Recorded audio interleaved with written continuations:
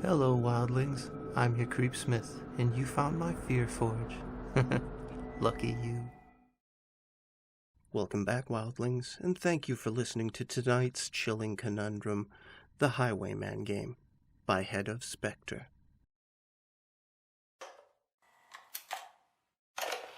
Alright, we are rolling. You're recording? Yeah. So, about this Highwayman game.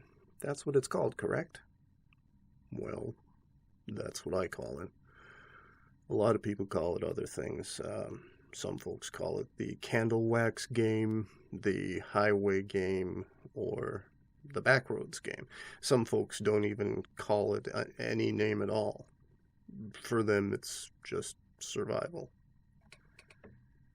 I see. So, what exactly can you tell me about the nature of this game? A lot. But can you answer some questions for me first? Well, I can certainly try. Questions like what? Why are you interested? No offense, but you don't seem like the sort of person who would be interested in this kind of thing. You know, rituals, other worlds, occult type shit. I guess what I'm wondering is, what's your angle here? I guess I got a couple. I've got this friend. She asked me to keep an eye out for any information on some pretty similar stuff to this, and the organization that I work with has an interest in this sort of thing. I guess you could say I'm trying to kill two birds with one stone. But that doesn't answer my question. Why are you interested in this? You could say it's mostly because I'd like to understand more about the parts of the world that we don't always see. Huh. Have you ever actually seen anything? Yeah. Yes, I have. More than you might expect. Shit. Well, now you got me curious then. I'll tell you what. You tell me more about the game, and I'll tell you about some of the things I've seen after we stop rolling. Deal? Alright. Alright, yeah. You got yourself a deal, Daniels.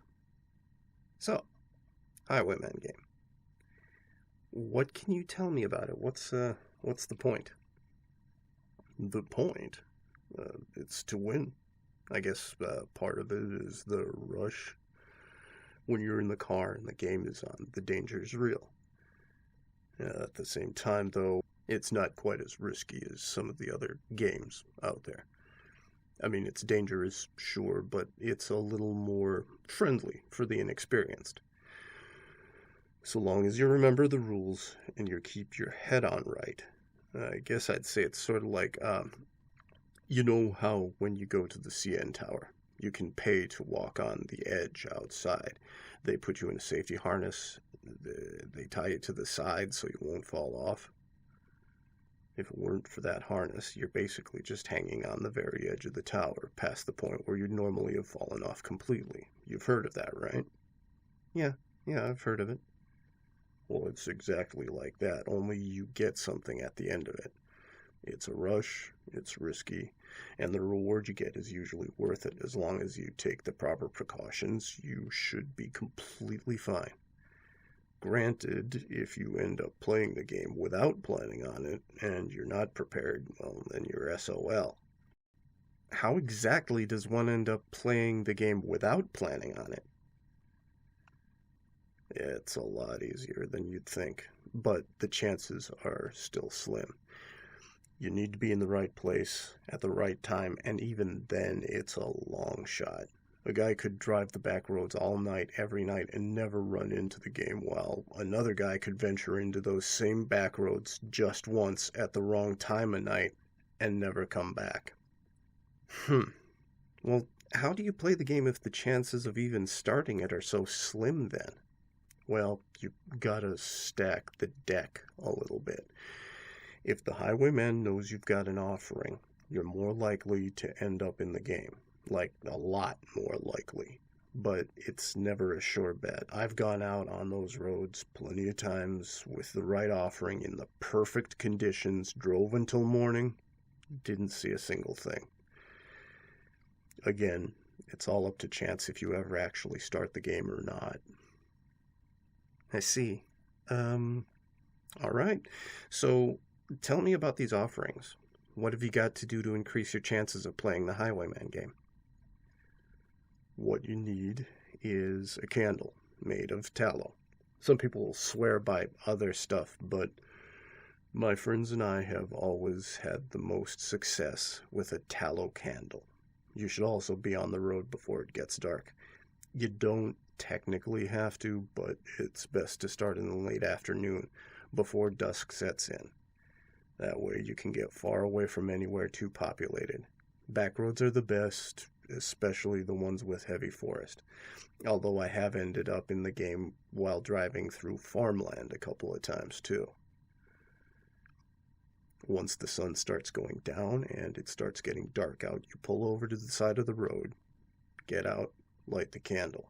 It should have a particular smell to it as it burns. It's not a great smell, but I'm pretty sure that the scent is what draws him in. Let the candle burn for a little bit until it starts to look melted and the wax is running down the sides. Then you take some dirt from the side of the road, you pour it over the fire until it goes out. Once it's snuffed, you light the candle again, put it in the car, and start driving. Keep driving until it's either dawn or the candle burns out or the highwayman comes. And that's what draws him? Well, it makes your chances of drawing him a whole hell of a lot higher. Maybe, I don't know, 1 in 10 as opposed to 1 in a million. Like I said before, it's never a sure thing. There's a good chance he won't come at all. If morning comes or the candle burns out, then the game's over. Honestly, you'd probably best hope that morning comes first, because if your candle goes out and you're in the middle of nowhere 3 in the morning, that can put you in some real shit. That's when the game is most dangerous, because if he comes for you then, you won't have anything to offer him. My advice is if that ever happens, you haul ass to the nearest patch of civilization you can find and you wait until the sun comes up. Gas station, hotel, McDick's, it doesn't matter. Just get off the back roads and don't drive again until it's morning. I see. I take it that not having an offering is a bad thing then. Oh, it's a really bad thing. And I'll tell you why in a minute. See, if you're lucky and the highwayman does come, you'll know it. The first thing you'll probably notice is how your car goes all wonky. The radio, clock, dials, all of them stop working right, and they start going all over the place.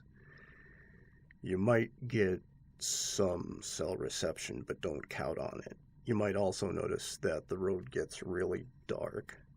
Heavy trees on either side of the road, street lights, few, far between, but always on the left-hand side. Even if you U-turn, they'll still be on your left-hand side. And under those street lights, that's where you'll see him. The highwayman. Yeah. He might be out in the darkness at first, but he'll be there. If you wait around, he'll probably show himself. Best not to wait around at the first streetlight, though, or the second. Just keep driving until he comes out on his own. He'll always be there, under every streetlight you pass. Sooner or later, you'll see him. I see. So, I assume that you've seen the highwayman then, right? Could you tell me what he looks like? Yeah, I've seen him. He looks mostly like a man from a distance. His skin isn't quite the right color. He doesn't wear clothes. Not that there's anything to see, and I don't know. Maybe he used to be a regular guy or something, but his features look warped, like they're melting off. Everything is in the wrong place. I don't like looking at him for too long, honestly. Even the noises he makes, those tinny, rasping sound. Ugh, fuck. Usually he stays by the side of the road, under the streetlight. Sometimes he'll just watch you. But usually, when he wants you to come over, he'll wave, like he's saying hello. I see. Anyway, once you start seeing him in the streetlight, you keep count. The road you're on, it sort of loops. It doesn't turn or anything, but it keeps going. It doesn't change much. Occasionally you'll find a wrecked car or something, but no matter what, you'll always come back to the streetlight, and you'll always come back to the highwayman. Anyways, you have to keep going once you see him. When you see him the first time, you have to pass him. Same drill when you see him the second time. It's when you see him the third time that it's important. See, once you've passed him the third time, you've got to turn around. You never pass him a fourth time. Never. May I ask why? I was told he doesn't like it. I don't know if that's true, but it's what I heard. When you pass him the third time, you turn around and drive until you see the street light again. It'll still be on your left side, even though you've turned around, and he'll be there. That's when you stop. When you stop, he's probably going to approach the car. He's slow, but you've still got to be quick. See, when you stop and you see that he's coming, you've got to take the candle out of your car, place it in the middle of the road. Then you get back into your car and you wait. If your candle burned out, you're fucked, and there's nothing you can really do but keep driving and hope to find a way out. Not that I think there is one. I've never heard of anyone who came back without him giving an offering, but I don't know. Maybe there's a way. Anyway, he'll take the candle. Sometimes he'll just pick it up, turn around, and walk back into the woods, but I've also seen him swallow the whole thing, flame and all, before he leaves. That's how you know your offering was accepted, and that's how you know you're allowed to leave. And how do you leave? Well, after he takes your offering, you've got a window. See, the highwayman is supposed to still be waiting for you the next time you pass the street light in either direction. So you've got to get off the road before you get there. My advice is to drive slowly. Sooner or later, you'll see a narrow path through the trees. There's no light, it's hard to see it, and it might be blocked by a busted old car, but so long as your offering was accepted, it will be there. That's your ticket out. You take the path and you keep driving until it ends. When it ends, you'll be on a different road. No more highwayman, no more glitches in your car, and it should be right around dawn, so you're safe to drive home. That's it. That's how you win the game. That seems like a hell of a lot of trouble to go through for just an adrenaline rush. Well, it's not just the rush. Like I said before, there'll be a reward for it. Every time you make it out alive, there's a reward. You'll find it when you go home, waiting right outside the door to wherever it is you live. What kind of reward? It varies, but they say it's always something that was lost. Sometimes it's something of yours that was lost, something valuable, a relic of your childhood, a keepsake, some sort of personal treasure. But other times it's something that belonged to someone else. Sometimes it is valuable. One time I got this stuffed dog that I had when I was a baby, Rufus. Another time I got a set of solid gold cufflinks, and those bought me a half-decent payday. Once I got a hat. Although I guess it was a hat that was important to somebody. See, it's hit and miss on what you get, but play it enough times, and you'll make some decent money. This still seems like a lot of trouble to me. Hey, it ain't for everyone. Like I said, if you're smart and you take precautions, everything should be just fine. My friends and I, we play all the time. We've all got stories. I'll bet. Have you ever lost anyone? Have we? Well, yeah. Yeah, there was Nick a couple years back. He went out one night, didn't come back. We figured that maybe something went wrong. Either his candle had gone out or he'd passed too many times, something. I don't know. And that doesn't worry you? When you deal with this sort of thing, there's always a risk.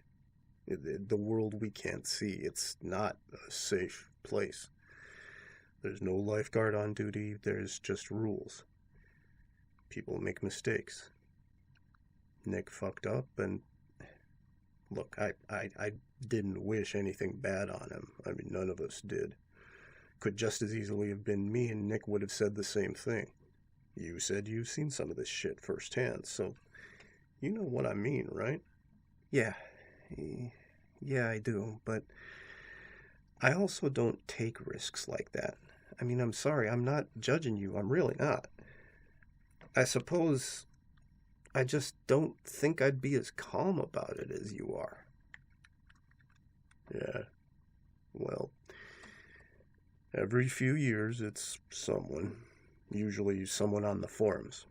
Sometimes you see their cars out on the road, doors torn off, windshields smashed. I recognize some of them from the pictures they posted. I've stopped a couple of times. I mean, picked through them, tried to see if there's anything they left behind. Letters, phones, something, you know. Try to get that back to the people that they cared about, but I usually don't find anything. You ever seen Nick's car out there? Yeah, I've seen it a couple times. Never in the same place. The road shifts, everything moves. I try to make sure it reminds me to play smart. Remember the rules. Don't get cocky, stay focused. Yeah, that's it. I see. Well, that's all I had for today. I mean, thanks for your time, Terry. Yeah. No problem. Hey, you said that if I told you mine, you'd tell me yours. So, what exactly is it you saw? Right. A deal's a deal. Here, let me just turn this off. Yeah, no matter which society or culture you live in, there are always going to be those people who only have one foot in the real world. The other one, well, it's probably somewhere else. And lucky for you and me, some of them write their stories down. Stay scary, wildlings, and make the most of your nights.